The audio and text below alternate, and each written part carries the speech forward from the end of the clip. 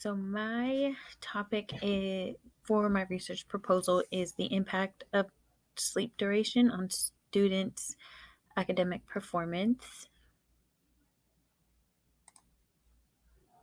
So the background on it, as a college student myself, I don't get that much sleep, and I kind of went down the rabbit hole on to figure out why.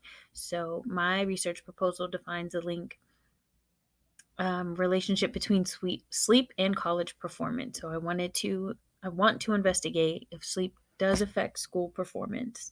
According to some research, it indicates that university students often facing increased stress, irregular schedules, and social demands do experience poor sleep quality. So, based on my research questions, I broke it down into three different ones. According to the National Sleep Foundation, they recommend young adults to receive 7 to 9 hours of sleep. Many university students actually do less. And according to a meta analysis, there is a decrease in academic performances due to cognitive impairment and increase in emotional instability, meaning we do tend to forget things when we don't have the amount of sleep. So the three research questions would be: does sleep quality correlate with academic performance? How many hours of sleep do college students actually get? And is there a positive or negative correlation to sleep? So my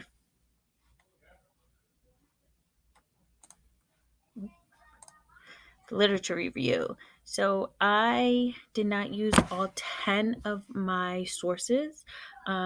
I broke down my review to just four of the main ones that I decided to use specifically in this presentation.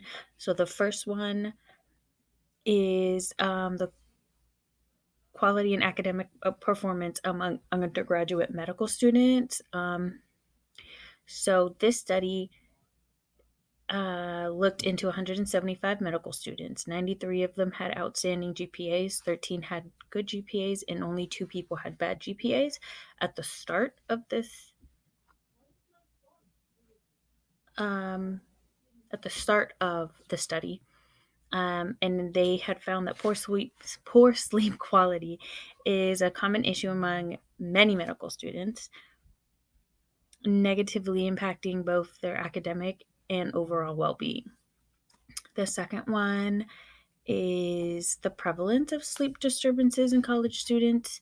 And this was a mixture of medical students and just regular undergraduate students. And the study was done in 2016. They found that this perfect sleep duration for newborns is between 14 and 17 hours of sleep. Infants need 12 to 15 hours, toddlers between 11 and 14 hours, and preschool school age children anywhere between 9 and 13 hours. For teens, 8 to 10 hours is considered normal, and for adults and young adults, anywhere between 7 to 8. Many adults have reported that they do not get the 7 to 8 hours of sleep. Now, it also depends on person to person. The third one I chose to investigate was sleep loss, the learning capacity, and academic performance. This study was done in 2006. They pretty much found that altered sleep patterns lead to an increase in sleepiness that usually facilitate cognitive, emotional behavior, and academic failure. Sleep is relevant in learning and memory processing. So the more they found that students who sleep less tend to forget more, but they also, and it can be little things like forgetting to turn in an assignment, forgetting what they learned of the day, forgetting little things. So less sleep does actually impair these functions. And according to the National Sleep Foundation, I did do a more recent look for the National Sleep Foundation for this year. So it basically surveyed people to see exactly how much sleep they do get. They also recommend the standard 8 hours of sleep. They use the sleep health index, which kind of calculates how much hours you actually sleep and if you are satisfied with those hours of sleep. So for my methods, I would kind of pick up on the National Sleep Foundation's survey template. And so I would basically go around campus or have the idea of going around campus and asking questions as well as emailing the survey. So in case people are in a rush or don't really want to talk to you in person and would rather do it in the comfort of their computer and the comfort of their home in their own private space, it would be an online survey and an in-person survey. Basically asking questions about their sleep schedule, if they're happy with their sleep schedule, and what they could change about their sleep schedule. The participants would be Grand Canyon University undergraduate students, all aged between 18 and 25. Ideally, I would do like 200 students. The duration would be about a month to collect the numbers and about a month to kind of tally up and record all the numbers and findings. So the research results found from the Gottlieb study, it found that there is a significant lowering of a GPA when you sleep less, so your grades do fall with lack of sleep. The other part of it was 60% of college students report sleep disturbances leading to negative repercussions of their academic performance, and that could easily mean staying up late finishing a project, staying up late finishing a paper, assignment, anything, and then waking up late, not being able to keep track of what assignment is due or anything like that. And the last one was a meta-analysis that predicted that academic achievement with sleep deprivation is linked to a decrease in learning capacity. So therefore, you tend to focus less, you tend to not really pay attention when it comes to like classwork, and then you end up kind of confused all the time when it comes to learning. My hypothetical data collection I took from the National Sleep Foundation. Adults they found were more satisfied with their sleep, or about 45% more flourishing in life than those not satisfied with sleep. People with no trouble falling asleep are 47% more likely to be flourishing compared to those that do have trouble falling asleep. 3 out of every 4 adults say they have good quality of sleep compared to those that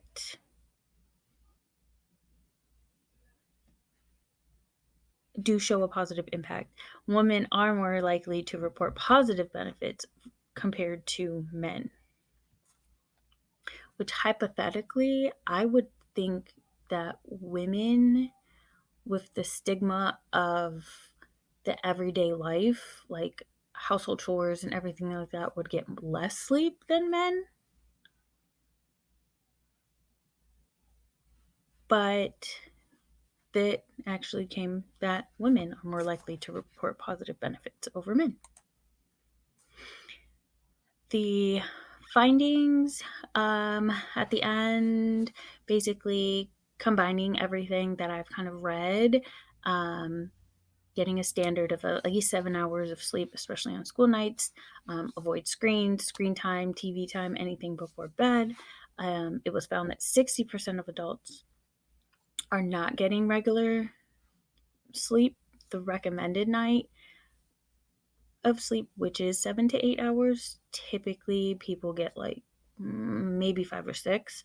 2/3 of adults have difficulty falling asleep, and 7 out of 10 adults have difficulties staying asleep.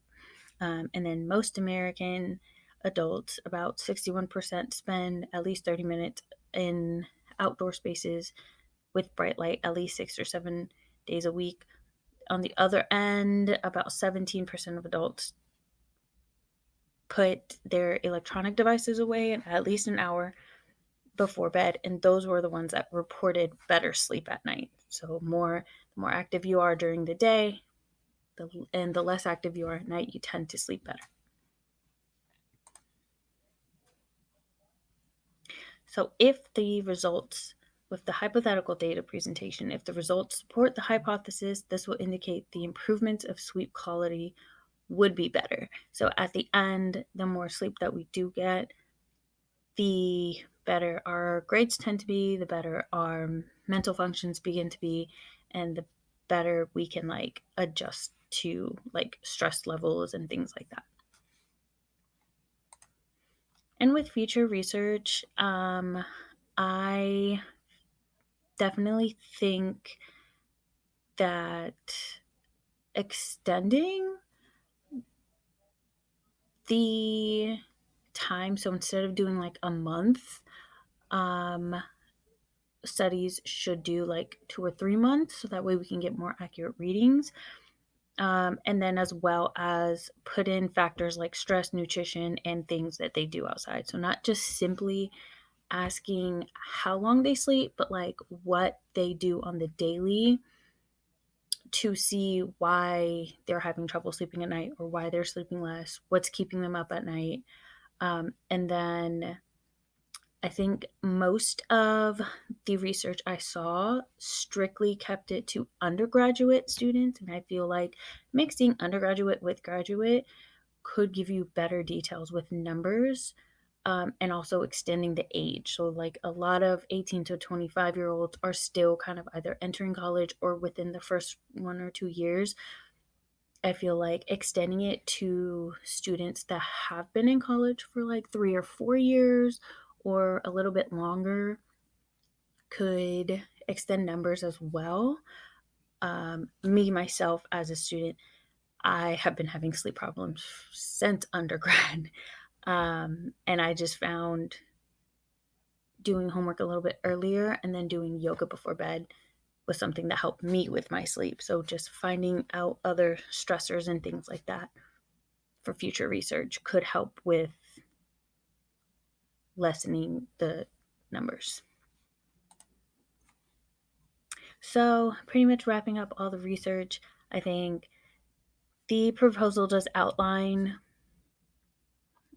there is an interplay between sleep quality and academic performance. Using all the research methods, I think it is a pretty strong study, and with the past studies that have been done, kind of bringing them into a more recent study could show either higher numbers or lower numbers between sleep and like college performance. So the end goal would be to find different resources to help these students actually sleep better and figure out why they aren't sleeping, but also give them different ideas to help them sleep better at night. And these are my references.